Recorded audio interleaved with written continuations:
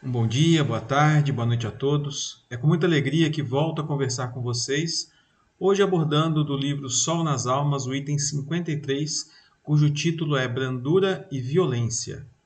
Contudo, para a gente iniciar, eu trouxe uma preparação do livro Fonte Viva, no item 43, que se chama Linguagem.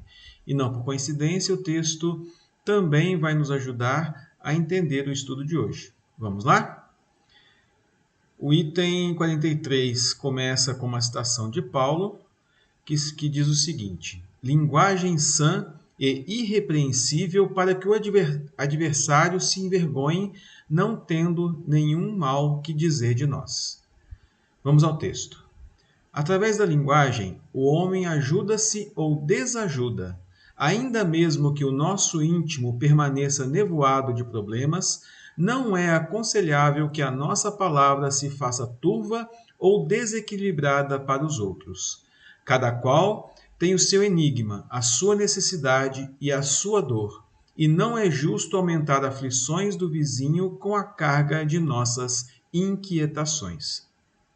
A exteriorização da queixa desencoraja, o verbo da aspereza vergasta, a observação do maldizente confunde. Pela nossa manifestação mal conduzida para com os erros dos outros, afastamos a verdade de nós. Pela nossa expressão verbalista menos enobrecida, repelimos a bênção do amor que nos encheria do contentamento de viver. Tenhamos a precisa coragem de eliminar por nós mesmos os raios de nossos sentimentos e desejos descontrolados.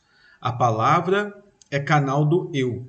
Pela válvula da linguagem, nossas paixões explodem ou nossas virtudes se estendem. Cada vez que arrojamos para fora de nós o vocabulário que nos é próprio, emitimos forças que destroem ou edificam, que solapam ou restauram, que ferem ou balsamizam. Linguagem, a nosso entender, se constitui de três elementos essenciais: expressão, maneira e voz. Se não aclararmos a frase, se não apurarmos o modo e se não educarmos a voz de acordo com as situações, somos suscetíveis de perder as nossas melhores oportunidades de melhoria, entendimento e elevação. Paulo de Tarso fornece a receita adequada aos aprendizes do Evangelho. Nem linguagem doce demais, nem amarga em excesso, nem branda em demasia, afugentando a confiança, nem áspera ou contundente, quebrando a simpatia, mas sim linguagem sã e irrepreensível, para que o adversário se envergonhe, não tendo nenhum mal a dizer de nós. Que a paz de Jesus esteja conosco nessa nossa conversa de hoje, para que possamos continuarmos aprendendo, mas principalmente refletindo em tudo aquilo que possamos estudar hoje. Que assim seja. Então agora chegamos na parte principal, onde vamos estudar o item 53, brandura e violência. E como o texto não é muito grande, achei por bem ir lendo o texto e ir comentando quando necessário, ok? O texto começa assim: há quem julgue seja brandura a ausência de firmeza no caráter, quando a realidade não é assim. Serenidade é entendimento e visão. Um pequeno comentário aqui. Normalmente nós achamos aqueles que são brandos que eles tendam a ser menos firmes, pois o fato de serem mais tranquilos pode soar como alguém que não está preocupado com as próprias necessidades ou até com o que vai acontecer. Mas, de verdade, essas pessoas, os brandos, podem ser até muito mais tenazes, buscando aquilo que lhes é importante, né? Continuando no texto, água branda vence a pedra rija. Por outro lado, o cais parado e silencioso contém o oceano que se move, terrível na maré alta. Um novo comentário aqui. A questão nunca foi e nunca será do mais forte, né? Mas sim daquele que é mais resiliente. O brando busca as formas mais sutis para conseguir o que é necessário, pois a violência pode até preponderar algumas vezes, mas é na brandura que temos o caminho correto a seguir. Voltando ao texto, em contraposição, temos a violência e a precipitação que suscitam complicações e agravam problemas. O resto da história dos impulsivos muitas vezes é narrado por seus próprios personagens nas penitenciárias onde se recolhem os náufragos que não desapareceram nos sinistros da delinquência. Um pequeno comentário aqui, né? O brando ele busca as melhores formas de trazer a solução, de acordo com o que queria de acordo com o que ele seria melhor para todos. Então, o brando busca as melhores formas de fazer melhor para todo mundo, né? Resumindo um pouquinho o que eu comentei aqui agora, né? E aí, voltando ao texto, o epílogo das biografias que se referem aos imprudentes é contado por eles mesmos quase sempre nos manicômios, quando não sucumbem nos desastres orgânicos que atraem. E aí, voltando num comentário, né, é relativamente fácil a gente entender o que está acontecendo aqui, né? Pois todos aqueles que se fizeram imprudentes tiveram, via de regra, não sempre, mas via de regra, situações que lhes levaram a situações muitas vezes extremas. Voltando ao texto, isso acontece porque a irritabilidade compra a cólera a qualquer preço, na sucata das tendências inferiores que trazemos de vidas passadas, convertendo-a em projétil fulminativo, e a impaciência adquire aversões onde aparece incapaz de atender às sinalizações morais, no trânsito da experiência, atropelando corações que se afastam acidentados. Um comentário aqui também. Sempre que ficamos irritadiços, acabamos nos conectando com aqueles que, assim como nós, estão desequilibrados, e dessa forma as consequências nunca serão das melhores. Então a gente tem que tomar cuidado com os nossos pensamentos para que a gente possa caminhar também com o pensamento correto, de acordo com aquilo que a gente sabe que é melhor para nós, né? Voltando então ao texto do nosso livro, brandura é a faculdade de recolher dificuldades, extraindo-lhes ensinamento e aceitar os calhaus que se lhe atiram para transformá-los em material valioso de construção íntima. Um comentário a mais. A brandura está pronta a transformar tudo aquilo que muitas vezes nos são jogados. E o que se jogam na gente às vezes, né? A gente recebe muita inveja, maledicência, mentiras e uma série de outras coisas que a gente precisa tentar lidar com tudo isso que é julgado em nós, né? E a gente precisa fazer isso da melhor maneira possível, né? De forma que a gente crie uma certa proteção que nos deixa menos suscetíveis aos ataques que, via de regra, nos são enviados. A gente precisa saber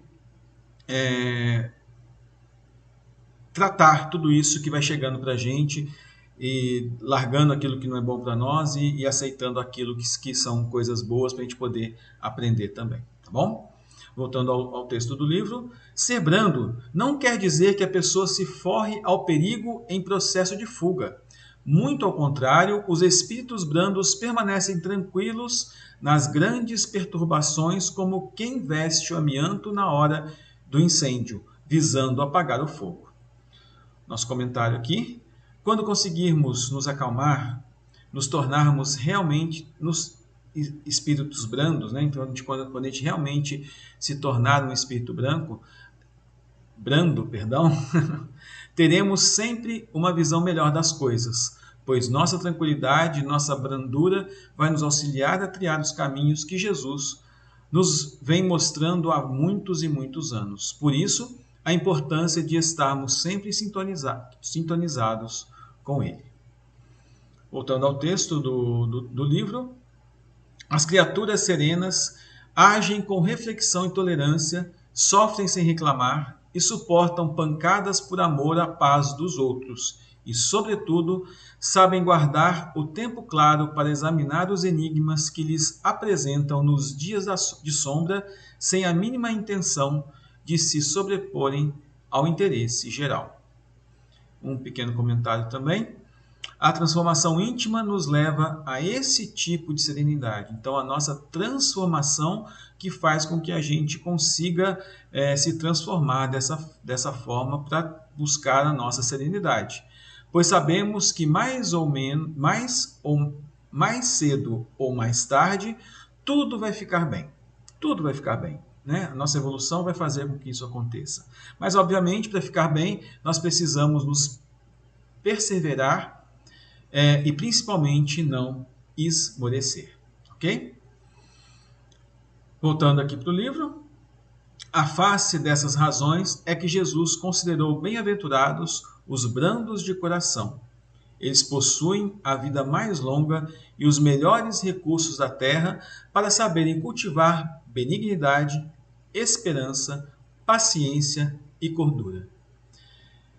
Pequeno comentário aqui ainda. Se pensarmos bem sobre a questão, é simplesmente buscarmos caminhar ao lado de Jesus.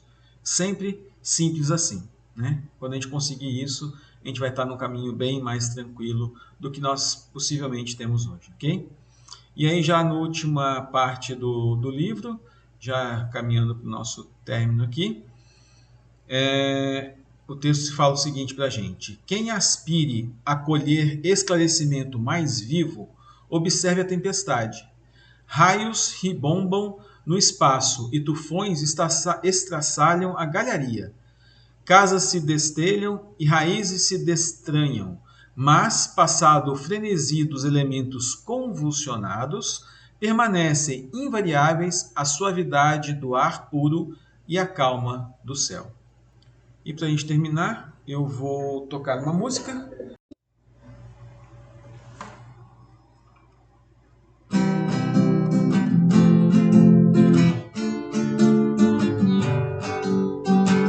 Ter gentileza é dar um sorriso com a pureza de quem granjeia amigos. Superar barreiras é crescer com a vitória e as lições inteiras ficarem na memória. Quem se ocupa a estender a mão não se oculta e afasta a solidão.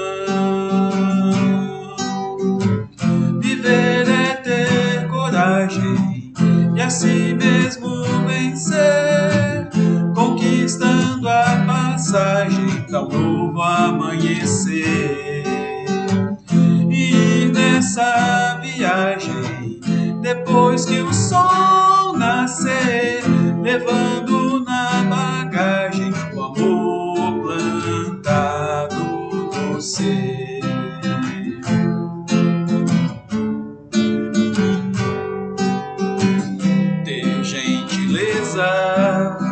É dar um sorriso com a pureza de quem granjeia amigos.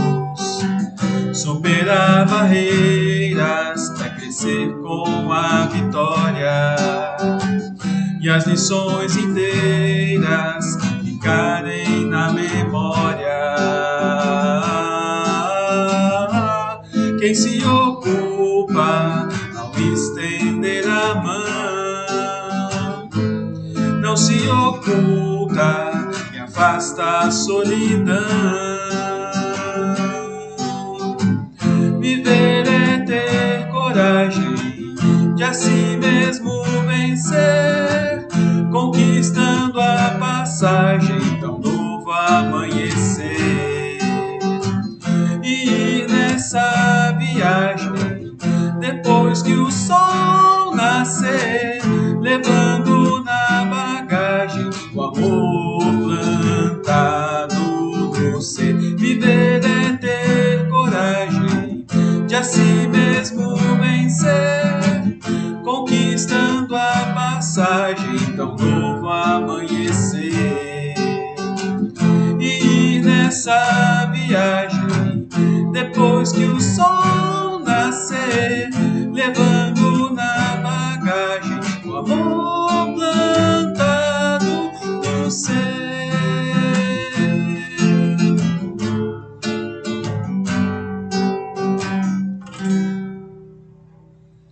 Que a paz de Jesus esteja conosco, que possamos aproveitar esse finzinho de ano para buscar no ano que vem a nossa melhora íntima, como todos nós precisamos ainda buscá-la.